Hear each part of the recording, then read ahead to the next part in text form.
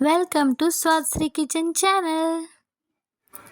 आपण याला आलू मेथी किंवा मेथी आलू पराठा असेही म्हणू शकतो। चला तर पाहूया कसा बनवला आहे आपला हा पराठा। तर नमस्कार सर्वांना, स्वादश्री किचनमध्ये मी शीतल आंबाडे आपले खूप खूप मनापासून स्वागत करत आहे। तर आज आपण बनवणार आहोत मेथी आलू पराठा। त्यासाठी लागणारे साहित्य आहे मेथी, जे की मी चिरून धुवून घेतलेली आहे 2 वाट्या, आणि ओवा, जिरं, लसूण, हळद, मीठ, मिरची। अर्थातच मिरची तुम्हाला लागेल तशी तुम्ही वापरू शकता। मला तिखट लागतं त्यामुळे मी जास्त वापरलेली आहे। कोथिंबीर, बटाटा, आणि इकडे मी घेतलेलं आहे गव्हाचं 3 वाट्या पीठ आणि बेसनचं 1 वाटी पीठ। बेसन 1 वाटी घेतलेलं आहे फक्त।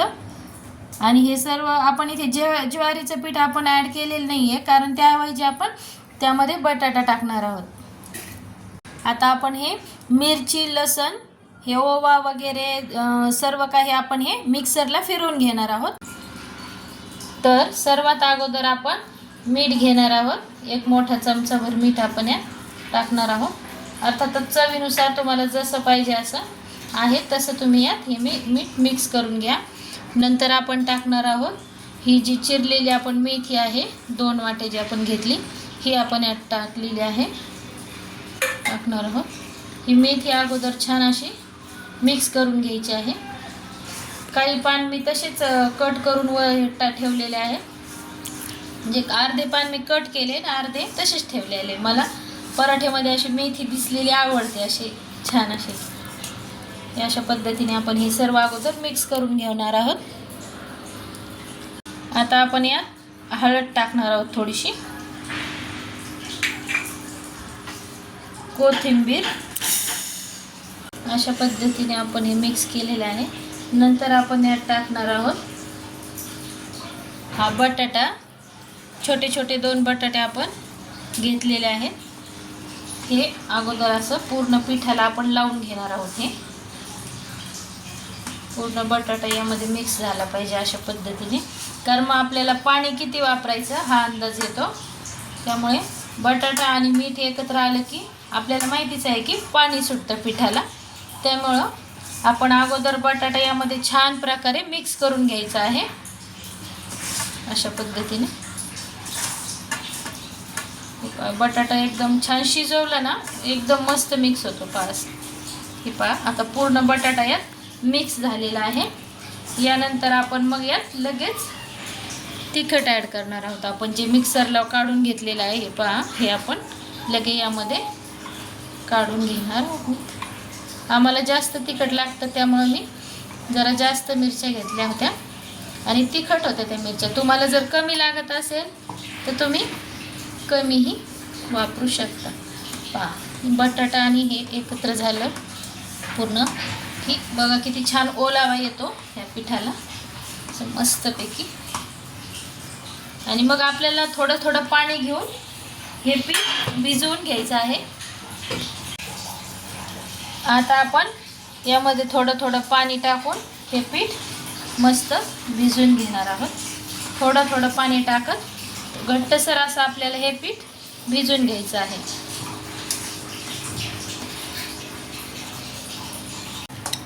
अशा पद्धतीने आपल्याला हे पीठ भिजवून घ्यायचं आहे। पहा असं एवढं असं मऊ करून घ्यायचं आहे। आणि नंतर आपण याला तेल लावून घेणार आहोत। अशा पद्धतीने तेल लावून घ्यायचं आहे आणि रेस्टसाठी ठेवून द्यायचं आहे आपल्याला 15 ते 20 मिनटं। तेल लावून अशा प्रकारे मळून घ्यायचं आहे। अशा पद्धतीने असं मस्त मळून घ्यायचं आहे आपल्याला हे अशा पद्धतीने।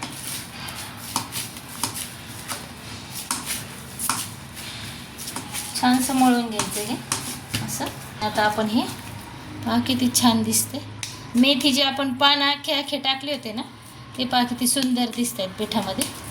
आता आपण हे ठेवणार आहोत रेस्टला आणि नंतर बनवणार आहोत आपले पराठे। पहा छानसं पीठ आपलं मुरलेलं आहे आणि आता आपण धपाटे लाटायला घेणार आहोत पराठे। हे पहा मस्तपैकी मुरलेलं आहे। आणि आता आपण घेणार आहोत या पराठ्यांना लाटून.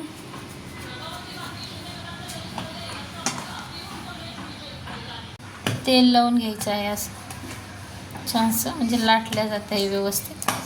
अशा पद्धतीने लाटून घ्यायचं आहे आपल्याला गोल मस्त.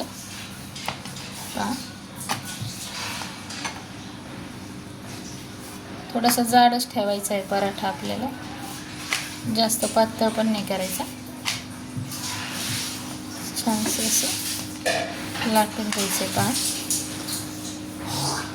आणि आपण बटाटा टाकल्यामुळं हा खूप मऊ मऊ असा मस्त होतो. अशा पद्धतीने घेतला आहे आपण हा लाटून. आणि आता हा जाणार आहे आपल्या तव्यावर.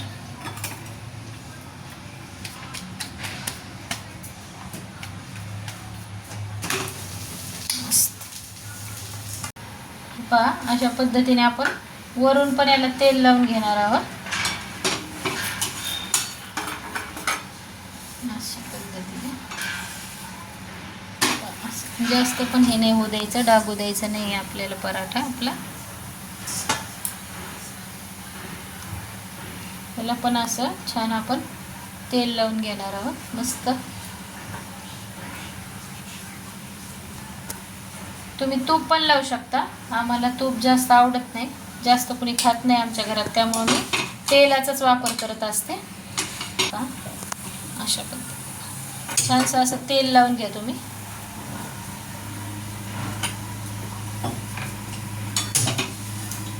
मस्त किती सुंदर दिसतोय हा पराठा पहा. आणि बटाट्यामुळे तर एकदम मऊ मऊ असं होतो हा. खूप छान लागतात ही पराठे खायला. तुम्ही नक्की पहा करून. आणि या साईडला आपली कढी होत आहे पराठ्यासोबत. कढीची रेसिपी तुम्हाला मी एक दिवस नक्कीच शेअर करेल तुमच्याशी, कारण कढी तर प्रत्येकालाच येत असते, पण माझ्या पद्धतीने मी तुम्हाला सांगेल की कशी बनवू. ही कढी पण आपली तयार आहे सर्विंगसाठी. आता आम्ही हे झालं गरम गरम लगेच वाढणार आहे. पहा झाला आहे हा आपला पराठा मस्तपैकी लालसर असा तयार आहे. मस्तपैकी झालं पहा मस्त.